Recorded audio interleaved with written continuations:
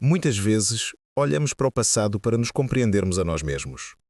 Esta noite, voltamos a nossa atenção para o ano de 1894 e para a solene história de Benjamin Pitezel. É um caso que nos recorda que por detrás dos registros históricos existem pessoas reais cujas vidas foram irrevogavelmente alteradas pelos acontecimentos que ocorreram. Esta é a história delas, da melhor forma que pode ser contada. A narrativa, no entanto, não começa com o Sr. Pitezel, mas com o homem que orquestraria a sua morte, Herman Webster Mudgett, mais conhecido pelo mundo como Dr. Henry Howard Holmes.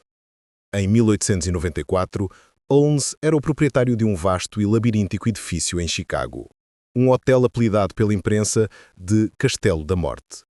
Era um monumento à sua mente sombria e distorcida, um lugar de passagens secretas, quartos à prova de som e um destino final e aterrador na cave. Embora o caso Pitezel se desenrolasse longe das paredes do castelo, o homem no seu centro era um produto dessa arquitetura sinistra, charmoso, brilhante e totalmente desprovido de alma. Benjamin Pitezel era carpinteiro de profissão, um homem com família e uma fraqueza pelo álcool. O seu caminho cruzou-se com o de H. Holmes em Chicago, e ele rapidamente se tornou o braço direito leal, embora muitas vezes manipulado, do Dr. Pitezel era uma espécie de inventor, e as suas competências eram úteis para Holmes, ajudando a construir algumas das características bizarras do Hotel de Chicago. Mas mais do que um empregado, Pitezel tornou-se um cúmplice de confiança nos numerosos esquemas fraudulentos de Holmes. A parceria deles era estranha e desigual. Holmes era o cérebro carismático, exalando uma aura de riqueza e inteligência. Pitezel era o associado maleável, um homem desgastado pela vida e facilmente influenciado pela promessa de dinheiro fácil. Ele parecia cego às verdadeiras profundezas da depravação do seu parceiro, vendo-o como um vigarista astuto, em vez do monstro que ele realmente era. Esta confiança, este erro fundamental de julgamento de caráter, acabaria por custar tudo a Pitezel e a sua família. No verão de 1894, Holmes concebeu o que ele acreditava ser o seu plano mais engenhoso até então, um esquema de fraude de seguro de vida. O alvo e participante voluntário era Benjamin Pitezel. O plano era que Holmes fizesse uma apólice de seguro de vida de $10.000 em nome de Pitezel com a Fidelity Mutual Life Association. Pitezel viajaria então para Filadélfia, onde encenaria sua própria morte numa falsa explosão de laboratório. Holmes arranjaria um cadáver desfigurado de uma faculdade de medicina, faloia passar pelo corpo de Pitezel e eles dividiriam o enorme pagamento. A esposa de Pitezel, Carrie, foi envolvida na conspiração. Embora hesitante, foi persuadida pelas garantias confiantes de Holmes e pela promessa de segurança financeira para os seus 5 filhos. Acreditando ser um crime astuto e sem vítimas, Benjamin Pitezel viajou para Filadélfia para desempenhar o seu papel, sem saber que Holmes já tinha reescrito o guião, escalando seu parceiro não como co-conspirador, mas como a vítima. No início de setembro de 1894, numa propriedade alugada em Filadélfia, o ato final da fraude deveria ter lugar. Mas H. Holmes não tinha qualquer intenção de encontrar um cadáver substituto. O corpo mais conveniente era o do próprio Benjamin Pitezel. Holmes assassinou o seu associado de longa data, provavelmente usando clorofórmio para o deixar inconsciente antes de atear fogo ao seu corpo com benzeno para simular a explosão planejada. O engano que se seguiu foi magistral. Holmes, com seu conhecimento médico e compostura inabalável, identificou com sucesso o cadáver gravemente queimado como sendo Pitezel perante as autoridades. Ele até levou uma das próprias filhas de Pitezel, Alice, de 15 anos, à morgue para uma identificação formal, um ato calculado de crueldade para dar legitimidade à sua alegação. Com a ajuda de um advogado insuspeito, Holmes recebeu a apólice de seguro de $10.000. A primeira parte do seu plano foi um sucesso completo. Benjamin Pitezel estava morto e Holmes estava $10.000 mais rico. Para Carrie Pitzel e os seus filhos, o verdadeiro pesadelo estava apenas a começar. Holmes voltou para a Sra. Pitzel, dando-lhe uns míseros $500 do dinheiro do seguro. Ele então começou a tecer uma elaborada teia de mentiras.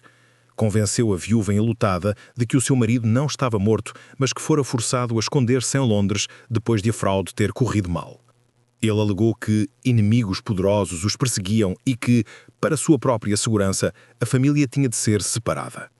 Com o seu charme assustadoramente persuasivo, Holmes convenceu Carrie a confiar-lhe 3 dos seus 5 filhos, a ponderada Alice, a vivaz Nellie e o jovem rapaz Howard. Ele prometeu que os levaria até ao pai deles. Uma Carrie desesperada e desorientada concordou, colocando os seus filhos diretamente nas mãos do assassino do pai. Ela passaria os meses seguintes a ser transportada de cidade em cidade por Holmes, sempre a acreditar que estava a apenas uma paragem de se reunir com o seu marido e filhos. O que se seguiu foi uma viagem assombrosa através do meio oeste americano e até ao Canadá. Holmes viajou com os 3 filhos de Pitzel, forçando-os a escrever cartas tranquilizadoras à mãe, que ele mantinha numa rota separada, mas paralela. As crianças, inicialmente esperançosas, tornaram-se cansadas e receosas. Viviam uma vida nómada de malas, sob o controlo de um homem cuja aparência agradável mal conseguia esconder uma frieza aterradora. Em outubro de 1894, Holmes levou Alice e Nellie para Toronto. Lá, na cave de uma casa alugada, assassinou-as. Forçou-as a entrar numa grande mala, provavelmente gaseando-as até à morte através de um buraco que tinha feito na tampa. Depois, enterrou os seus corpos no chão de terra pouco profundo da cave. Pouco depois, viajou para uma casa alugada em Irvington, Indiana, com o jovem Howard. Lá, matou o rapaz, desmembrou o seu corpo e queimou os pedaços num grande fogão a lenha. As crianças, a quem fora prometida uma reunião com o pai, tinham encontrado o seu próprio fim brutal. Enquanto Holmes levava a cabo seus atos horríveis, a Fidelity Mutual Life Insurance Association não estava inativa. As suspeitas sobre o sinistro de Pitzel foram levantadas desde o início. Eles contrataram a famosa agência de detetives Pinkerton para investigar. O caso foi atribuído ao detetive Frank Geyer, um investigador determinado e metódico. A pista começou em Filadélfia, mas arrefeceu até surgir uma dica crucial. Um ex-associado de Holmes, Marion Hedgepath, que estava preso, informou as autoridades sobre o plano do seguro depois de Holmes não lhe ter pago a sua parte. Holmes foi finalmente preso em Boston em 1894. Mas a questão permanecia. Onde estavam os 3 filhos de Pitzel? Frank Geyer embarcou numa busca exaustiva por todo o país, um feito notável de trabalho de detetive no século XIX. Ele refez meticulosamente os passos de Holmes, usando registros de hotéis, contratos de aluguel e o testemunho de inúmeras testemunhas para reconstituir a última e trágica jornada das crianças. A investigação do detetive Geyer levou primeiro a Indianápolis e depois à pequena casa em Irvington. Lá, na chaminé de um grande fogão, fez uma descoberta macabra. Pequenos pedaços de ossos carbonizados, um dente e um pedaço de um brinquedo de criança. Eram os restos mortais do jovem Howard Pitzel. A partir daí, a pista levou Geyer a Toronto. Numa casa na rua St. Vincent, agindo com base em informações de vizinhos que se lembravam de ter visto Holmes com 2 raparigas jovens, começou a escavar a cave. A 15 de julho de 1895, a sua busca terminou da forma mais desoladora imaginável. Enterrados numa cova rasa, estavam os corpos nus de Alice e Nellie Pitzel. A busca a nível nacional tinha terminado. As descobertas foram notícia em todo o país, transformando o caso de uma fraude de seguros num dos casos de homicídio mais sensacionais e horríveis da época. O público ficou cativado e chocado com a história do médico malvado e do detetive que o tinha caçado implacavelmente. Em outubro de 1895, H.H. Holmes foi a julgamento em Filadélfia, acusado especificamente do assassinato do seu parceiro, Benjamin Pitezel. O julgamento foi um dos primeiros grandes espetáculos midiáticos da era moderna. Jornais de todo o país publicavam reportagens diárias e sensacionalistas. Holmes, sempre narcisista, dispensou seus advogados e, durante algum tempo, conduziu a sua própria defesa. Ele era calmo, articulado e absolutamente cativante, interrogando as testemunhas com um distanciamento arrepiante. A acusação, no entanto, construiu um caso sólido. Apresentaram provas dos elaborados enganos de Holmes, o testemunho do detetive Geyer sobre a descoberta dos corpos das crianças e as cartas que as crianças tinham escrito à mãe sob coação dele. O peso das provas era esmagador. Após uma curta deliberação, o júri considerou-o culpado de homicídio em primeiro grau. O juiz sentenciou-o à morte por enforcamento. Enquanto aguardava sua execução, H. H. Holmes envolveu-se num último ato de manipulação, a sua confissão. Ele escreveu várias versões, cada uma cheia de mentiras e contradições. Mas na sua declaração final, vendida aos jornais Hearst, ele admitiu 27 assassinatos, incluindo os de Benjamin Pitezel e dos seus 3 filhos. A 7 de maio de 1896, Herman Webster Mudgett, aliás H. H. Holmes, foi executado na prisão de Moyamensing, em Filadélfia.